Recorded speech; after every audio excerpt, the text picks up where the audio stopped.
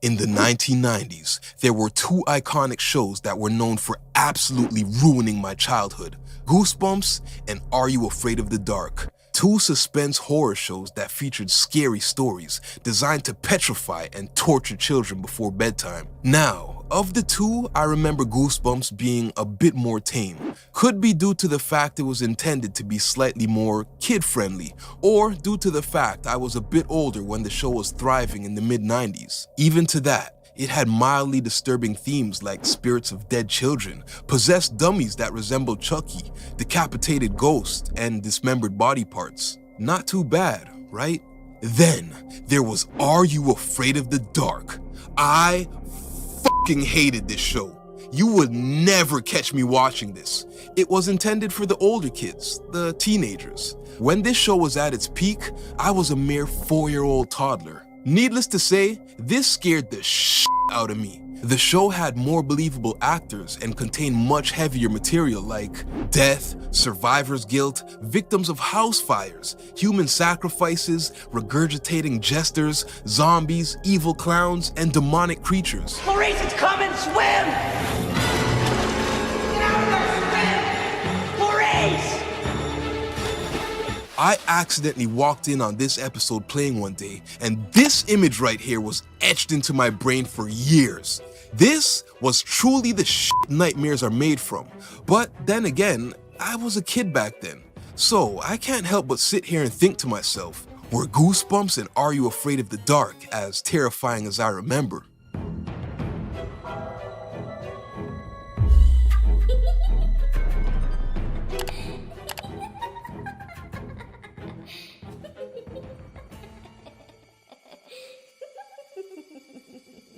In 1992, American author R.L. Stine created a series of horror novels titled Goosebumps. Over the next 5 years, he'd go on to publish 62 different books. The award-winning series would go on to sell over 400 million copies worldwide. Due to its popularity, a television adaptation was greenlit and went into production. The show was mostly filmed here in my hometown of Toronto, Canada. It aired on YTV and Fox Kids. Going back, it felt so surreal to see these inexperienced child actors who would go on to have successful careers. People like Katerina Scorsone, Ryan Gosling, and even Noah Shabib, better known as 40. He would go on to create a legendary music empire alongside this guy who you might have seen once or twice before. Goosebumps featured stories with teenagers who found themselves in odd or frightening scenarios, usually revolving around supernatural or paranormal activity. Unlike other competitors in the horror genre, the show contained no on-screen deaths, no drugs, and limited violence, if any. They managed to keep things scary with masterful music and sound effects that gave off an unsettling vibe. A great example of that is the series premiere titled The Haunted Mask. This is by far the most viewed episode and also the highest rated. The popular tale that tells the story of Carly Beth, a timid young teenager who is too easily frightened. Local bullies Chuck and Steve prank her and scare her repeatedly until she vows to get revenge. I don't like being scared. I don't like being afraid, okay? It's okay. Maybe someday they'll know how it feels. She heads to the town novelty shop where the creepy owner tells her to stay away from the forbidden masks. When he gets distracted by a phone call, Carly Beth decides to help herself to a mask and runs away. She puts it on and goes around the neighborhood terrorizing people on Halloween night. She eventually gets her revenge on Chuck and Steve as she frightens them in the middle of a cemetery. All goes according to plan until the mask won't come off. As a matter of fact, there's no longer a separation between her skin and when the mask starts. She returns to the novelty shop, hoping the owner can offer her some advice. I'm sorry, but this face is your face. No! The rest of the episode, she desperately searches for a way to break the bond between the possessed mask and her actual skin. Kind of a creepy concept when you think about it. The music and atmosphere mixed in with the convincing acting make this a really good episode. The next stop is in season 2 for an episode titled Welcome to Dead House. The Benson family moves into a new town called Dark Falls. When they arrive, it's populated by these strange people who seem fidgety for some reason. After exploring their new surroundings and meeting some of the neighbors, Amanda and her brother Josh are taken aback by the kids' hatred of natural light. As time passes, things get stranger and stranger until it's revealed everyone in the town is actually dead, and they must feed on the Benson family's blood to survive. In the end, the Bensons expose the zombies to natural light to ensure their survival. Something about this episode just leaves you with an uneasy feeling. Maybe a mixture of the weird behavior mixed with a high-quality makeup artist. It looks pretty authentic. In the season 2 finale, we're reintroduced to Slappy for the third time. This is an obvious Chucky parody that became an instant fan favorite. Here we meet Mr. Odell, a ventriloquist enthusiast. He just returned from an antique shop with a new doll for his collection. He repairs him and cleans him up to factory default settings. The family notices a card in the doll's tuxedo pocket, and they read it aloud. What they don't know is those words are a spell that will bring Slappy back to life. The dummy goes around breathing life into other dummies until the family is being haunted by an army of evil dolls. Slappy and his accomplice work in tandem to haunt and torment the children. That is, until they have a disagreement and turn on each other. Ultimately, Slappy is thrown out of a window, and while he's hanging from the gutters, he's killed in the most violent fashion ever. I'm invincible!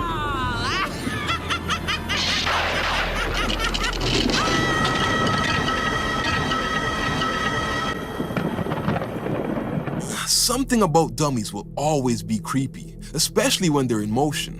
I'm almost certain that these were child actors or little people. The body movements are simply too fluid to be puppets. The episode also ends with one of the most f***ed up freeze frame end screens I've ever seen. We're just forced to stare at Slappy's decapitated remains, staring deep into our souls.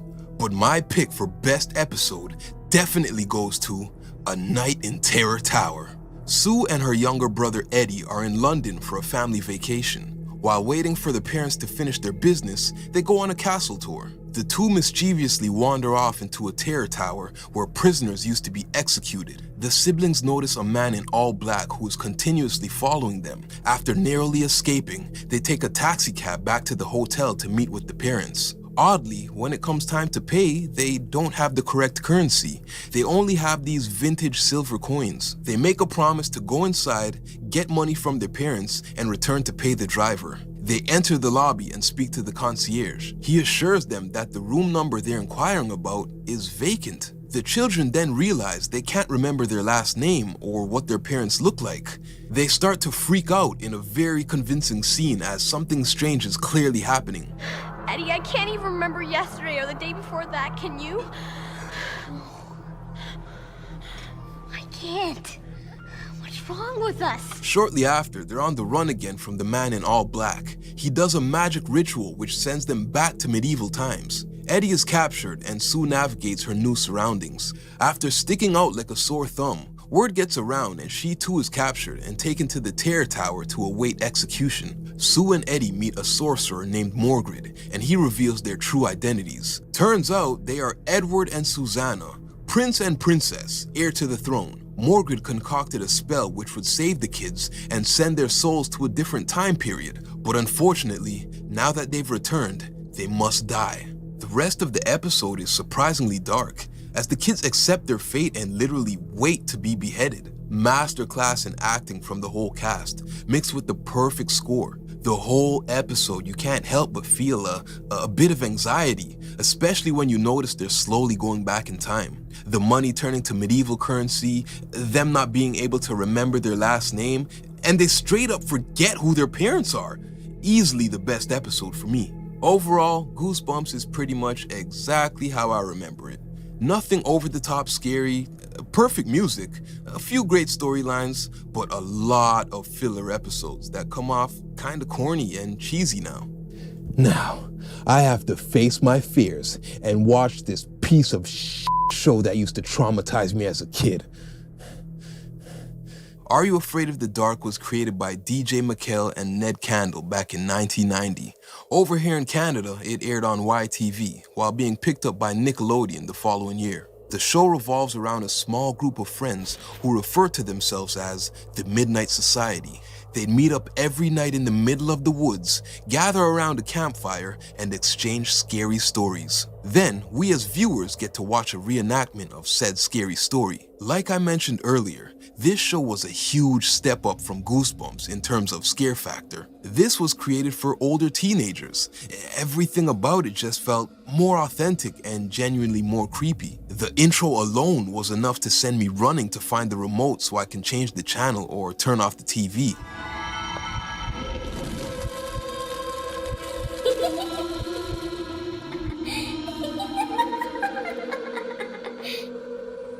Are You Afraid of the Dark featured stories where teenagers would tackle the subject of death head-on. They'd encounter supernatural beings, discover demonic creatures, explore alternate realities, and other wild shit like that. An example of a great episode is The Tale of Apartment 214. A young girl named Stacy is uprooted as her and her mom move to a new city. She's not the most sociable, so she has a hard time making new friends at school. She's so lonely that she befriends an old lady named Madeline, who lives next door at apartment 214. They bond and become great friends as Madeline entertains her with stories from the past. They agree to have weekly visits so Madeline won't be lonely and Stacy won't miss her friends from her old hometown. One day, Madeline asks Stacy to come visit on a specific day because she really doesn't want to be alone. Stacy promises that she'll visit. Unfortunately, she gets an offer to go out with a kid her own age, and she completely forgets about Madeline and the promise. That night, Stacy overhears Madeline crying loudly, so she goes across the hall to apologize for standing her friend up. All of a sudden, she gets locked into the apartment. The next day, Stacy tells the landlord about the strange door that trapped her. Mr. Landlord lets Stacy know it's all in her mind and apartment 214 has been vacant for years. Stacy goes back to investigate the apartment when she's confronted by Madeline. She reveals that day she didn't want to be alone. That day Stacy promised to visit was actually the 10-year anniversary of her death. 10 years ago, on that day, is the day I died! Another one I found pretty twisted was The Tale of Quicksilver. It starts with a curious girl playing around with black magic. She successfully summons an evil spirit, but when it comes time to tame the demon, she panics. She knocks over a candle, setting the room ablaze, and the spirit traps her in the room until the child burns to death. We're then shown a new family moving into the house. Quickly, brothers Aaron and Doug notice some strange paranormal activity. The next day at school, Aaron meets a girl named Connie and they become friends. And once again, some more paranormal activity. That night, he has a nightmare about Connie playing around with black magic. She summons a bloodthirsty demon, but he awakens before the nightmare concludes. The brothers then discover a burned yearbook, and for some reason, there's a picture of Connie inside of it. The next day, Aaron shows Connie the discovery and she goes on to explain she has a twin sister, or should I say had. Turns out her sister Laura died in a house fire, and now Aaron and his family occupy that house. They spend the rest of the episode finding out how they can get rid of the demon permanently so Laura's soul can rest peacefully.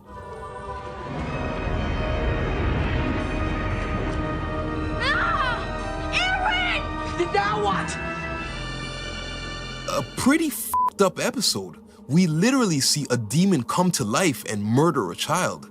Now that I think about it, anytime they'd include the death of a child, it would result in a pretty unnerving episode. Another good example is The Tale of the Shiny Red Bicycle. In a flashback, two kids named Mike and Ricky are playing near a bridge when tragedy strikes. Ricky accidentally falls off his red bicycle and plummets to his death. In present day, Mike suffers from survivor's guilt, while his family simply tells him to get over it. The next few days, Mike sees several sightings of the same red bicycle that his friend used to ride. It gets so bad that he even sees the ghost of Ricky in school one day. This causes him to pass out and results in a trip to the school nurse. She tells him that he's suffering from survivor's guilt and that he can't blame himself for his friend's death. Over the next couple of days, Mike keeps seeing the ghost of his dead friend until he decides to confront his fears. He asks the ghost why he's haunting him. The ghost reveals for the past few days, he's been trying to warn him. Warn me? That's great, warn me. What's so important that you have to come up here and... It's Ben. What?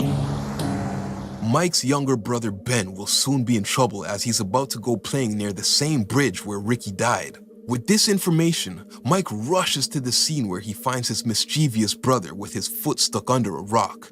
Without this helpful information from the spirit of a dead friend, Mike's brother most certainly would have suffered the same untimely fate as Ricky. But hands down, the most grim episode was The Tale of the Dead Man's Float. Things kick off back in 1954 with a few kids hanging at a swimming pool. The lifeguard is busy trying to knock boots with his girlfriend as her younger brother swims unattended. The mood is ruined when the couple smell a foul stench. As they're about to investigate, the young swimmer is pulled underneath the surface and killed by an unknown entity. Now, in current day, a science geek named Zeke has a crush on a girl named Clarice. He wants to show her something interesting after school, but she declines and calls him a nerd. He angrily rebuttals her insult and tells her she doesn't know what fun is. So she crumbles and agrees to meet with Zeke tomorrow morning before school to see this so-called interesting thing. He reveals that he discovered an abandoned room behind some lockers. They go in to take a closer look and they find a decommissioned pool. A conveniently placed janitor isn't too happy to see the kids in this abandoned area. A few weeks later, the school agrees to revamp the pool and let the swim team use it. One day in science class, Clarice is threatened by her teacher. If she doesn't raise her grade average, she'll be kicked off the swim team. Zeke offers to tutor Clarice in exchange for a few swimming lessons. At the pool, Zeke refuses to get in the water because he has a strong case of aquaphobia. He explains to Clarice, as a kid, he went swimming in a pond and got tangled in seaweed and almost drowned. Now he feels there's something down there, and it's upset because he cheated death once before. Clarice makes a bit of progress and convinces Zeke to look in the water, and he even put his hand into it. Suddenly, Zeke smells a foul stench, and he's pulled into the pool by an unknown entity. Clarice saves him, but now the two are scared to put their hands in the water to paddle to safety. All of a sudden, that smell again. The raft capsizes, and they're about to be killed. But then the janitor saves them. Then is the big reveal of the unknown threat.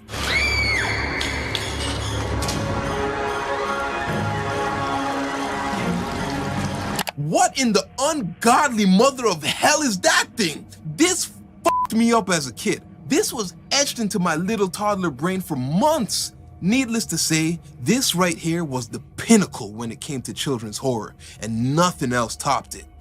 Now, I've covered both shows, and normally I would end the video here. If it weren't for one show that surpassed both Goosebumps and Are You Afraid of the Dark. Let me introduce you guys to Ghostwriter. Now, this is a little unpopular show from 1992 that aired on PBS for a short period. It was normally a mystery-based show where young teens solve crimes and stuff in the city of Brooklyn, not a horror show. But for some sick-ass reason, in one episode, they aimed to make the scariest product they could possibly create. So, a young girl named Casey has a doll named Gooey Gus the Slime Monster. He's gross-looking, shoots grape gum, and even talks. As we've seen back in Goosebumps, anything with a creepy doll usually results in some horrifying shit. So the group of kids notice some strange things going on with Gooey Gus. He's talking without batteries in the compartment, and he's appearing in places without anyone moving him. So they figure the doll is possessed or haunted and try to kill him. They throw him in a pot of boiling rice, and we see this terrifying close-up of Gus being burned alive with his eyes rolling back in his skull. No, you're not supposed to overheat a slime monster. I didn't overheat it. I'm getting pretty sick and tired of you two blaming me.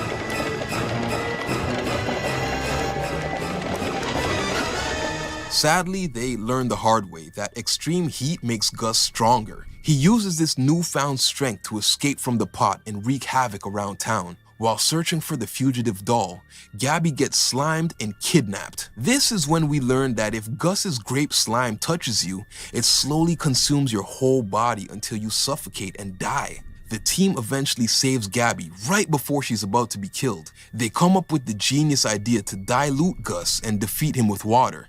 Unfortunately, the sloppy kids accidentally left the water out in the sun and it became hot. They throw the hot water on Gus, making him even stronger. He morphs into this huge, 6-foot-tall, ugly monstrosity of a creature and goes on a murderous rampage.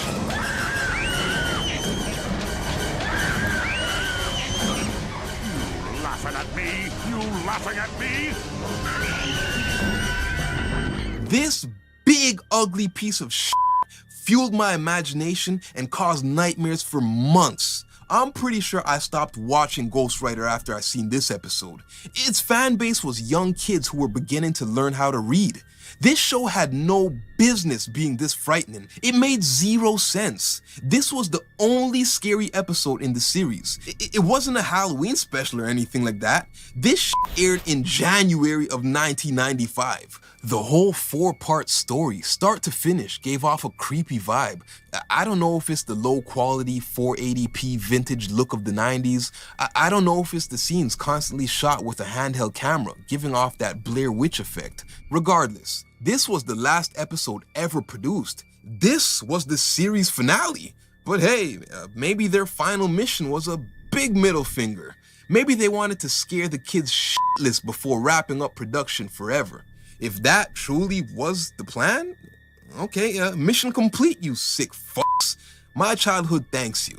Mission complete. And that's it for today, guys. If you're still watching, I consider you my people, and I appreciate you. If you enjoyed the video, drop a like and consider subscribing. I have a bunch of other videos you'll find interesting. Until next time, chase your dreams and do what you love, man. I'm the Doctor, signing out. Gimme my music. I move in the nighttime. Shit, everything I do in the nighttime. Make 1 turn 2 in the nighttime. Zoom from that bright light. Move on my right side. Crew in the spot and it's like 2 o'clock. Wrist never been in cuffs, evident.